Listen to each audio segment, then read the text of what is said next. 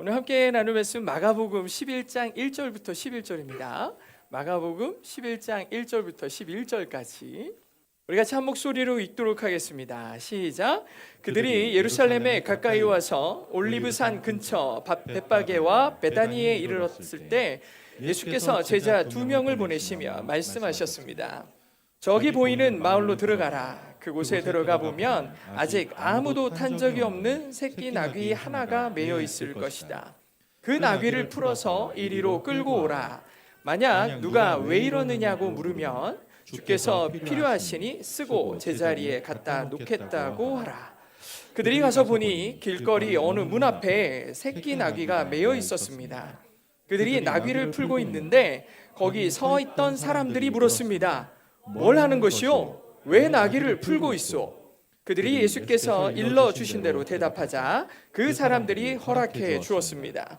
그들이 나귀를 예수께 끌고 와서 자기들의 겉옷을 그 위에 얹어드리자 예수께서 나귀를 타셨습니다.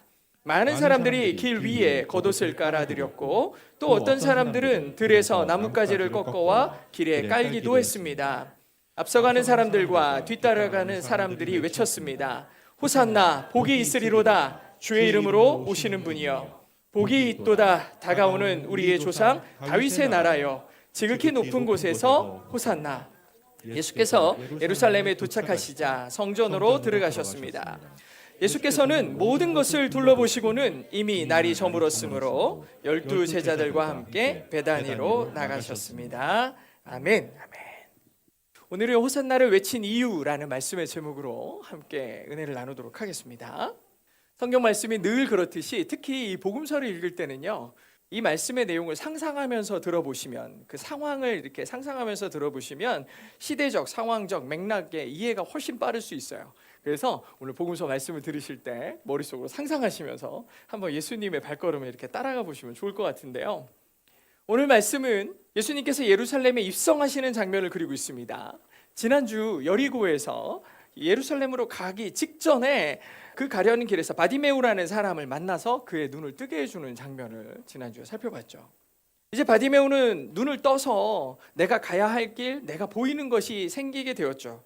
그렇게 앞을 볼 수 있게 된 바디메우는 얼마든지 그의 길을 갈 수 있게 되었어요. 그래서 그가 자유롭게 자기의 길을 선택할 수 있게 되었는데 그 길이 바로 예수님을 따라가는 길이었어요. 물론 바디메우가 예수님을 따르기로 했다고 해서 그의 마음이 순수하고 올바랐느냐 선했느냐 우린 그 마음을 온전히 알 수는 없지만 어쨌든 그가 초기 크리스찬들 사이에서 누구나 알 법한 사람이 되었다라는 뜻은 그의 삶이 초기 그리스도인들에게 본이 되었을 것이고 그가 끝까지 예수님 따르기를 포기하지 않았을 가능성이 매우 높았다는 거죠. 우리도 처음엔 각자의 이유로 예수님을 만나고 예수님을 믿기 시작합니다. 부모님의 손을 잡고 교회로 나왔든 친구의 권유로 교회에 나왔든 또 힘들고 지쳤을 때 지푸라기라도 붙잡는 신정으로 주님 앞에 엎드렸든 무슨 이유가 됐든 지금 우리는 주님 앞에 나와 이렇게 예배하고 있습니다. 그리고 지금 이 자리에서 찬양을 부르며 기도를 하며 말씀을 들으며 내가 주님 뜻대로 살기를 원한다라고 고백하는 삶을 살고 있어요. 물론 우리도 똑같이 100% 선한 마음으로 주님을 따르느냐? 그건 우리가 확신할 수 없어요. 순간순간 우리에게 닥치는 현실의 장벽이라는 것이 우리를 무너뜨릴 때가 분명히 있으니까요. 하지만 그럼에도 불구하고 계속해서 말씀을 듣는 것, 계속해서 하나님의 이름을 부르며 우리가 기도하는 것, 그리고 그 말씀대로 살려고 노력하고 애쓰는 것은 분명하다는 겁니다. 분명해요. 비록 지금은 우리의 방향이 조금 혼란스러울 수 있고 또 하나님의 선하신 뜻 앞에서 주저함이 있을 수도 있겠지만 우리를 사랑하신 하나님이 끝까지 우리를 사랑하실 것이고 끝까지 우리를 포기하지 않으실 것을 우리가 믿기만 한다면 우리가 주님 앞에 서 있는 것만으로 그리고 그분과 함께 한다는 확신을 가지고 간다면 우리가 하나님 나라에 갈 것은 분명한 거죠. 여러분들도 그렇게 믿으실 줄로 믿습니다. 네. 그렇게 제자들과 바디메우 그리고 수많은 무리들이 예수님과 함께 하룻길을 걸어서 여리고에서 예루살렘까지 약 30km 정도 되거든요. 그 정도 거리를 하룻길을 걸어서 이제 거의 다 왔어요. 거의 다 와서 이제 3-4km만 더 가면 예루살렘입니다. 근데 거의 입구에 도착했을 이제 1시간도 채 남지 않은 거리에 오늘 우리말 성경에는 올리브산이라고 나와 있지만 원래 이 산의 이름은 그 유명한 감람산입니다. 감람나무가 올리브나무고요. 그래서 이 감람산, 이 올리브산 중턱에 있는 작은 마을인 벳바게라는 이 마을에 도착을 했죠. 근데 그때 갑자기 예수님께서 제자 2명을 부르십니다. 누군지 몰라요. 어쨌든 제자 2를 부르시더니 이렇게 말씀하시는 거예요. 저기 보이는 마을로 들어가라. 그곳에 들어가서 보면 아직 아무도 탄 적이 없는 새끼 나귀 하나가 매여 있을 거야. 그 나귀를 풀어서 이리로 끌고 와라 라고 2명의 제자에게 시키시는 거죠. 여기서 특징이 있습니다. 이 나귀는 새끼 나귀였어요. 어린 나귀였습니다. 이 새끼 나귀가 있는데 지금까지 또 아무도 타보지 않았던 나귀라는 거예요. 근데 이 말씀을 듣는 와중에 제자들이 당황스러워할 만한 부분이 있는데 나귀가 매여 있다는 거예요. 얘가 무슨 들판을 뛰어다니는 나귀가 아니고 나귀가 매여 있습니다. 이거는 주인이 있다는 뜻이잖아요. 누군가 나귀를 묶어놨다는 뜻이에요. 근데 예수님은 매여 있을 텐데 그거 풀어서 가져오라고 하는 거예요. 아니 주인이 있는데 그거를 그냥 풀어서 가져오라고요? 당황스러울 수 있죠. 그래서 제자들이 조금 의아해하면서 이거 무슨 말이야? 그냥 훔쳐오라는 건가? 막 마음에 불안함이 있으니까 예수님이 금방 또 그거 아시고 이렇게 얘기하시는 거예요.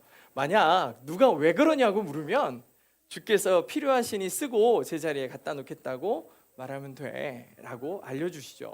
뭐라고 대답할지까지 알려주세요.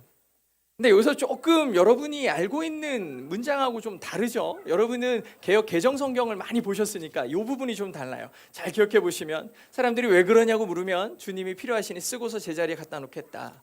근데 원래 개역 성경에 뭐라고 써있냐면 만일 누가 너희에게 왜 이러냐고 물거든 주가 쓰시겠다 하라. 그러면 즉시 이리로 보내리라 라고 기록되어 있어요. 그래가지고 우리말 성경하고 개역 성경이 조금 내용이 완전 다르죠. 완전 다릅니다. 이 부분이 좀 혼란의 여지가 있다고 생각하는데 사실 원어적으로는 우리말 성경이 맞습니다. 이 우리말 성경에 보면 the road라는 주어가 있습니다. the road가 주어예요. and 다음에 주어가 없어요. 주어는 보통 생략하는 경우가 앞에 쓰인 주어와 같을 때 생략이 되거든요. 근데 개역 성경에 보면 누가 너에게 이렇게 묻거든 주가 쓰시겠다 하라. 그러면 즉시 이리로 보내리라. 이리로 보내리라의 주어는 나귀 주인이죠. 나귀 주인이 아마 보내줄 거야 라고 돼 있어요. 그러면 생략하면 안 되는 거였어요. 주어가 다르잖아요. 주님이 쓰시겠다, 주님이 이리로 보내리라 라는 표현은 다시 금방 돌려줄 거야 라고 되어 있어요. 그래서 NIV, ESV 요즘에 나오는 모든 사본에서는 다 아까 우리말 성경의 버전으로 써 있다는 거. 그래서 예수님께서 쓰시고 곧바로 돌려줄 거야 라고 기록되어 있습니다. 아무튼 예수님께서 이렇게 속히 돌려주시겠다라고 쓰셨죠. 근데 이 부분이 훨씬 이해가 되는 거예요. 왜냐하면 예수님께서 이렇게 얘기하시면 남의 자산을 당나귀도 아무리 새끼 나귀라도 그 사람이 주인이 있는 건데 주님이 쓰시겠다니 내놓으시오. 이거 너무하잖아요. 갑자기 재산을 뺏는 것 같잖아. 이거 읽을 때마다 좀 마음이 불편하긴 했었어요. 주님이 갑자기 쓰시겠다고 그러면 줘야 되나? 이렇게 생각이 드니까 그랬는데 쓰시고 곧바로 갖다 놓겠다. 예수님은 한 번도 누군가의 것을 약탈하거나 빼앗는 분이 아니죠. 오히려 없는 자에게 더하시는 분이고 공고한 자에게 부유케 하시는 분이에요. 예수님께서 쓰시고 곧바로 돌려주겠다 하시는 게 훨씬 맥락적으로도 맞는 말이어서 예수님께서 이렇게 하셨다라는 거, 돌려주시겠다라는 문장의 해석이 더 합당하다는 얘기를 기억하시고 아무튼 이렇게 제자들이 예수님의 말씀대로 가가지고 새끼 나귀를 이렇게 가지고 옵니다. 물론 이 나귀를 가져오는 과정도 조금 의아한데 사실 이 제자들의 마음속에는 좀 불편함이 있었어요. 어떤 불편함이 있냐면 사실은 지금 예수님께서 로마를 뒤엎으러 가시는 것 같았거든요. 왜냐하면 제자들의 생각에 예수님은 이제 왕이 되실 분이에요. 이제 예루살렘에 들어가면 거기에 있는 로마의 통치자들을 다 몰아내고 자기를 정치적으로 독립시켜 주실 그런 메시아로 인식하고 있단 말이죠. 이제 다윗의 영광을 재현해 주실 왕이 되실 분이 갑자기 어디서 훈련도 안 되고 천방지축 같은 이 새끼 나귀 아무도 안 타봤다는 뜻은 전혀 길들여지지 않았다는 뜻이잖아요. 그런 별로 보잘것없고 별로 아름답지도 않은 이 작은 새끼 나귀, 아니 이 보통 성경에서 큰 전쟁에서 승리하고서 돌아오는 금이 환영하는 이러한 장군들은 멋있는 말, 아주 하얀 말 이런 거 멋진 말을 타고 그럴듯하게 들어와야 되는데 예수님이 갑자기 새끼 나귀, 정말 별 볼 일 없는 새끼 나귀를 타고서 가야겠다라고 하시니 아마 무척 당혹스러웠을 거예요. 예수님께서 왜 이 새끼 나귀를 타고 내가 예루살렘에 들어가겠다라고 했을지 이거를 생각해 보는 게 굉장히 중요해요. 먼저 예수님이 거룩하심을 드러내고자 하셨습니다. 왜냐하면 이게 무슨 뜻이냐면 예수님께서 예루살렘에 들어가신다는 건 이제 모든 인류의 죄악들을 대속하시기 위해 하나님께 드려지는 속죄의 제물이 되시기로 작정하신 거예요. 다른 사람들은 이해할 수 없어도 예수님은 하나님께 드려질 제물이셨어요. 그가 순결하냐? 이거는 사실 따질 필요가 없죠. 그렇지만 예수님을 하나님의 속죄제, 그 제단 앞으로 끌고 가는, 그를 태우고 가는 이 나귀도 순결해야 되고 거룩해야 된다. 따라서 여기 성경에 써 있는 아무도 타보지 않은 순결함을 상징적으로 나타내고 있어요. 그래서 거룩함을 드러내기 위함이었고, 두 번째로는 완전한 순종의 의미가 있습니다. 아까 얘기한 것처럼 아무도 만지지 않았고 아무도 타보지 않았다라는 건 훈련되지 않았다는 뜻이고 어린 나귀라는 뜻이죠. 근데 이 말의 뜻은 얘가 누구 말을 들을 일이 없는 거예요. 한 번도 훈련되지 않았고. 그렇기 때문에 근데 예수님 앞에 갔을 때 그의 이 나귀의 등 위에다 겉옷을 걸치자마자 순종하며 엎드렸어요. 예수님이 탈 수 있도록. 예수님의 존재에 대한 완전한 인정이 여기에 있는 거예요. 예수 그리스도가 누구인지 이 나귀를 통해 보여주신 거죠. 모든 마무리 그의 앞에 엎드려지는 것, 순종하는 것을 이 길들여지지 않은 나귀를 통해 사람들에게 보여주고 계세요. 마지막으로는 예언의 성취를 위한 겁니다. 우리가 이 얘기는 엄청 많이 들어보셨을 텐데 스가랴서 9장 9절에 보면 이런 말씀이 나옵니다. 같이 한번 읽어보겠습니다. 시작. 시온에 따라 마음껏 기뻐하여라. 예루살렘에 따라 소리쳐라. 보아라, 너의 왕이 너에게로 오신다. 그는 의로우시며 구원을 베푸시는 분이다. 그는 겸손하셔서 나귀를 타시니 새끼 나귀를 타고 오신다. 아멘. 구약의 마지막 선지자들의 수많은 예언 중에 스가랴의 예언에 새끼 나귀를 타고 예루살렘의 왕이 오신다고 기록되어 있죠.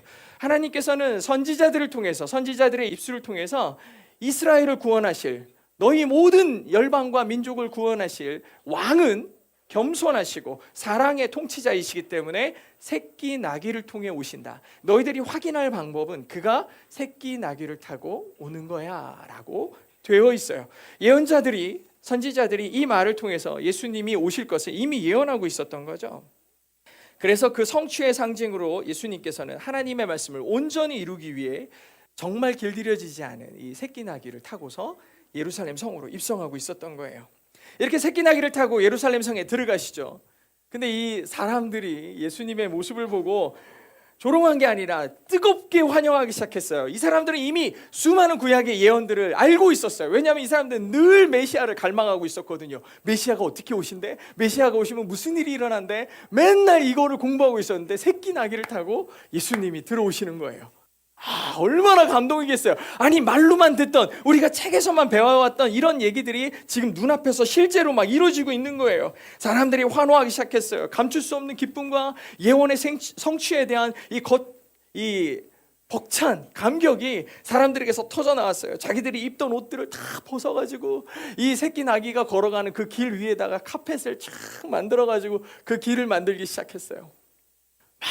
만 그걸 깔면서, 또 어떤 사람들은 겉옷이 없고 이런 사람들은 막 달려가가지고 종려나무에 나뭇가지를 꺾어가지고 예수님이 가시는 길에다가 다 뿌려놓기 시작했죠. 그러면서 외치기 시작합니다. 뭐라고 외치느냐? 호산나 복이 있으리로다. 주의 이름으로 오시는 분이여 복이 있도다. 다가오는 우리 조상 다윗의 나라여 지극히 높은 곳에서 호산나. 아멘. 이렇게 외칩니다.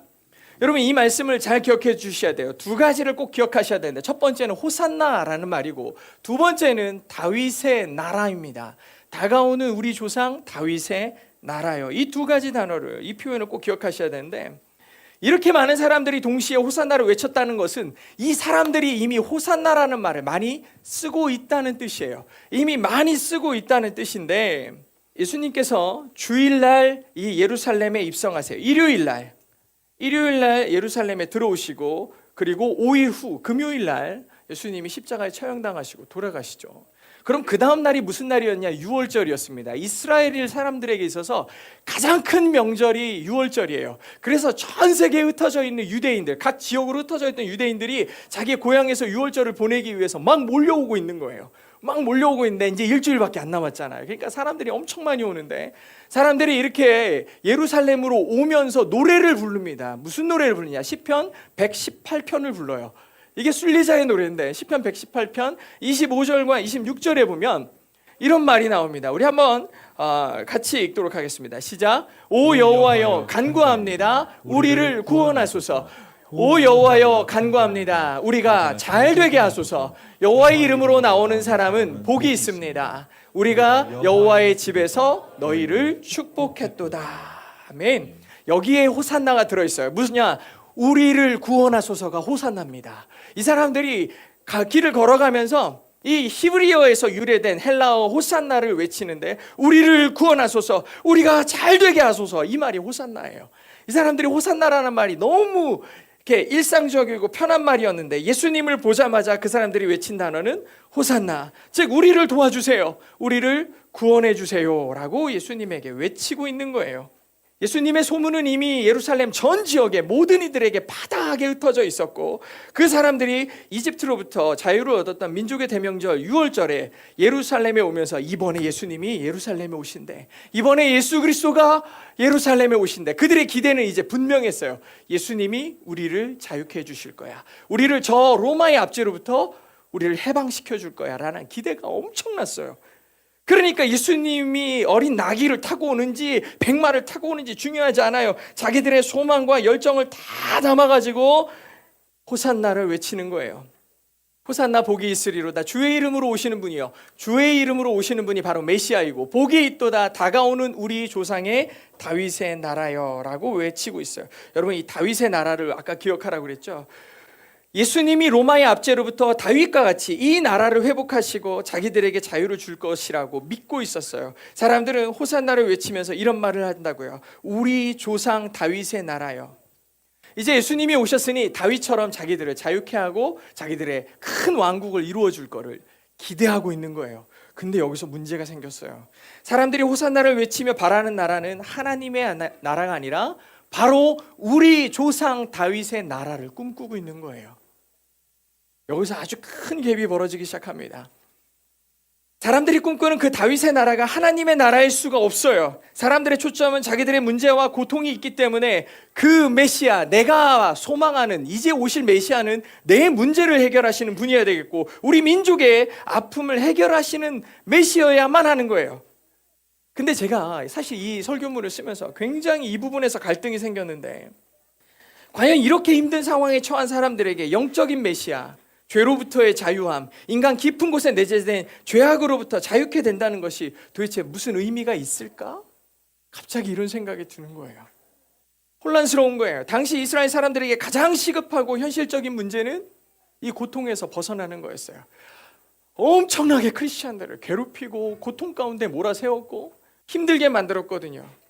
이 사람들이 가장 원하는 건 독립이고 자유였어요. 언제 끝날지 모르는 이 고난의 긴 터널에서 벗어나는 거라고요. 근데 예수님은 그들의 소망과 전혀 다른 방식의 자유를 얘기하고 계시는 거예요.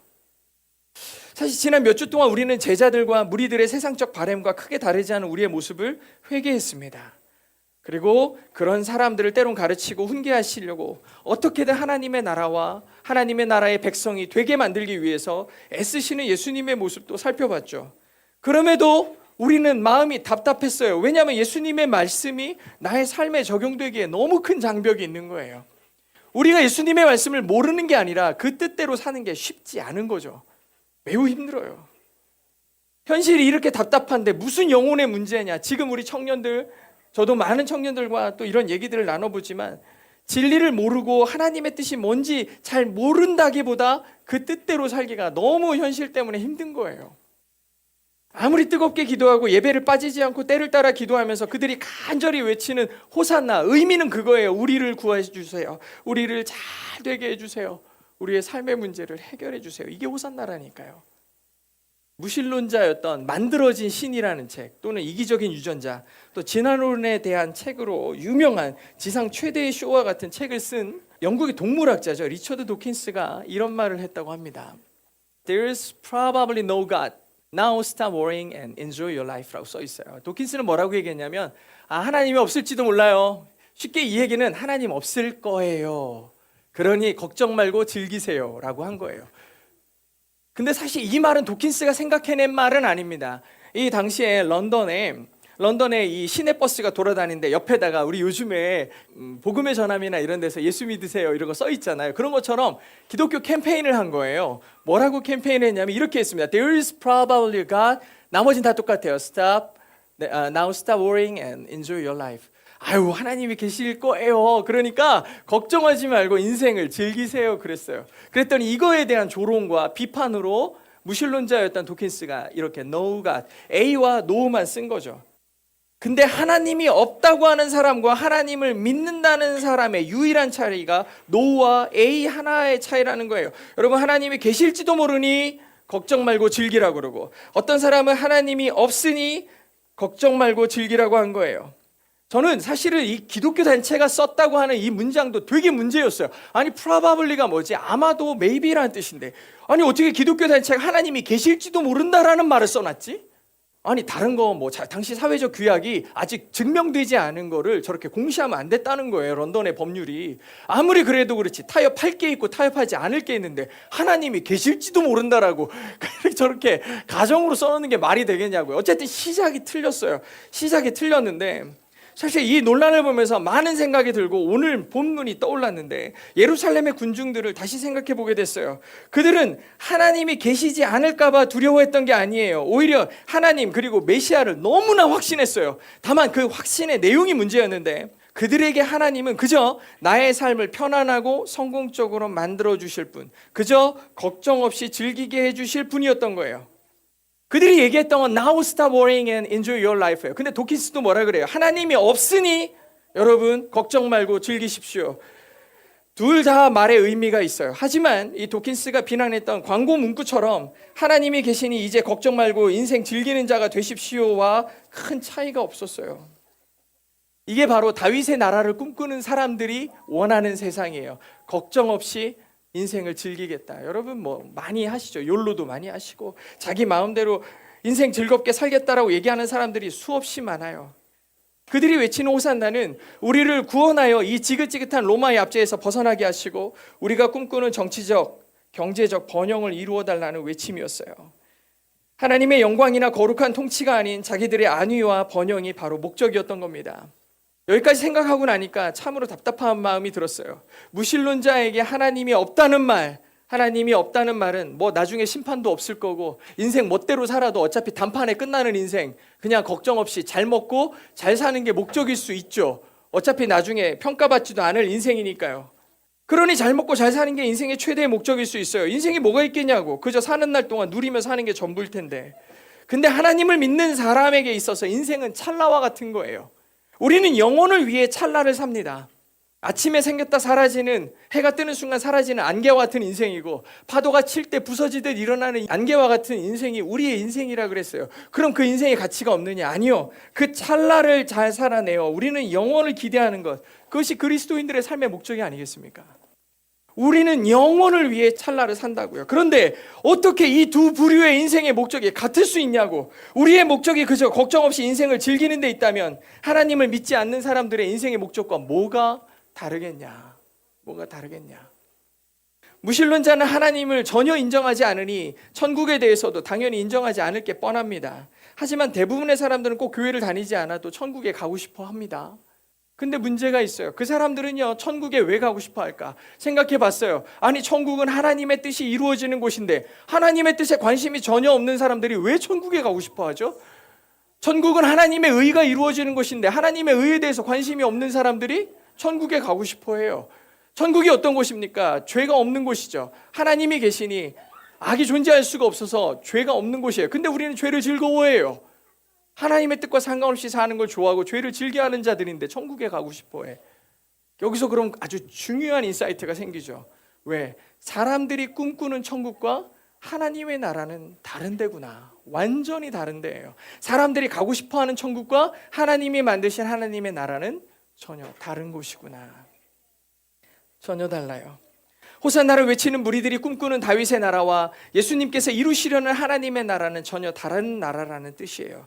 그래서인지 주일날 하나님의 나라를 꿈꾸며 호산나를 그렇게 환영하고 예수님 앞에 자기의 겉옷을 벗어 던지면서 주님 앞에 환영했던 그 무리 중에 일주일도 안 돼서 겨우 5일 만에 예수님을 십자가에 못 박으라고 네가 무슨 하나님의 아들이냐며, 네가 무슨 메시아냐며, 이스라엘의 왕이냐며 조롱하고 침을 뱉는 사람들이 나오는 거예요. 왜 그랬겠습니까? 자기들이 원하는 나라가 안 됐으니까 그러는 거예요. 자기들이 원하는 것들이 충족되지 않으니까 예수님을 가짜라고 그를 몰아세우고, 자기들이 꿈꿨던 정치적 왕 로마의 이 아성을 무너뜨릴 영웅이 아니니까 그냥 죽으라는 거예요.